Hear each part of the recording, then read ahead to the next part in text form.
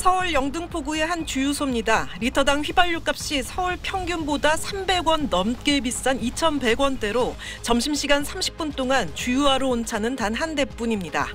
저희를 내줘가지고 다 무조건 얘기하고 있어요. 개인 차였으면 조금 부담이 되겠네요. 그럼요. 네. 리터당 휘발유 값이 1,700원대인 양천구의 주유소는 사정이 다릅니다. 이 주유소는 방금 전 주유소보다 리터당 400원 넘게 저렴한데요. 기름을 넣으려는 차량 줄이 도로까지 늘어서 있습니다. 가격이 차이 안 날 때는 불안하면 빨리 그냥 넣어버리거든요, 강남에서도. 네. 근데 지금은 위태위태할 때까지 참았다가 최후의 순간에 회사까지 와서 넣죠.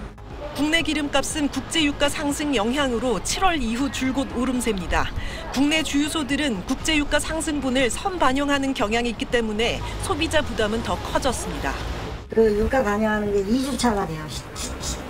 시차 차이가. 근데 그게 올라갈 때는 선반영을 빨리 하는데 떨어질 때는 덜 가격을 빨리빨리 안 내리는 거예요. 마진 때문에 그래요. 그런데 러시아와 사우디아라비아가 감산을 연말까지 연장하기로 하면서 국제유가는 지난해 11월 이후 최고치를 찍었고 상승세가 당분간 이어질 가능성이 커졌습니다. 유가가 상승되면 이것이 다가 아니라 외식비라든지 아니면 물류비라든지 이런 모든 생활 전반적인 데 다 영향을 주기 때문에 사실 물가 상승에 굉장히 좀 불안한 요인을 10월 이후 물가 안정이라는 정부 예상에 기름값이 커다란 변수로 떠오른 가운데 세수 감소를 감수하며 다음 달 말 종료되는 유류세 인하를 또 연장해야 할지 고민을 안게 됐습니다. SBS 한지연입니다.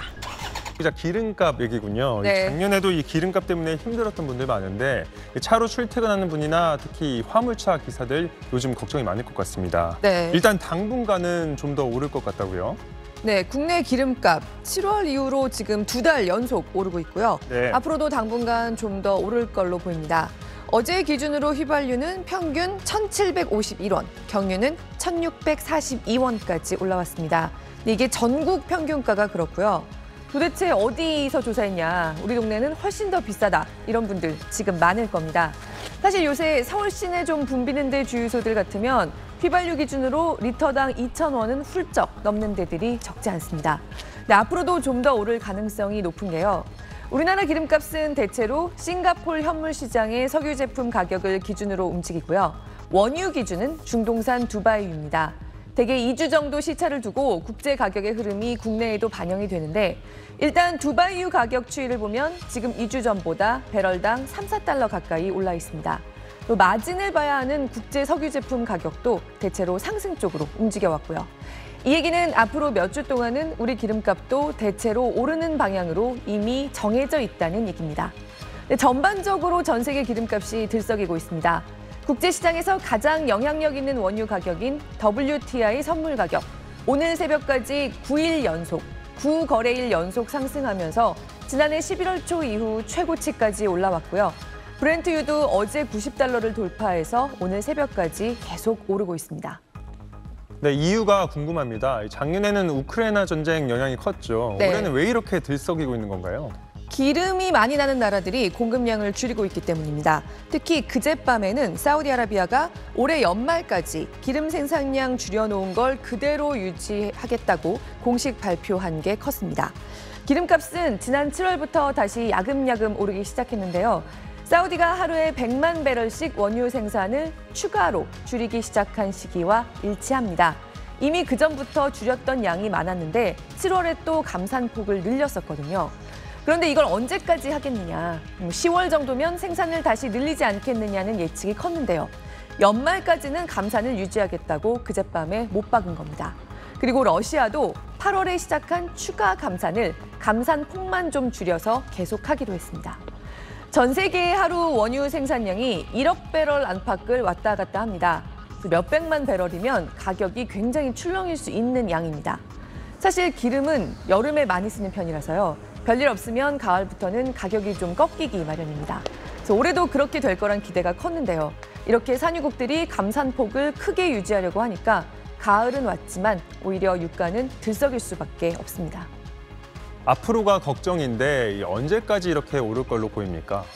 대표적인 글로벌 금융기관, 투자기관들은 기름값이 90달러 초반에서 중반까지 갈 거란 의견을 많이 내고 있습니다. 일각에서는 100달러까지도 가능하다는 의견까지 나온 상태입니다. 지금이 이제 85달러에서 90달러 사이인데요. 우리 입장에서 보면 대체로 국제유가가 80달러 선을 넘기기 시작하면 주유소에서 느낌이 오는 수준이 됩니다. 아, 비싸다, 오르고 있다 느낌이 오는데 지금 90달러 초중반대에서 100달러까지 거론되니까 걱정이죠.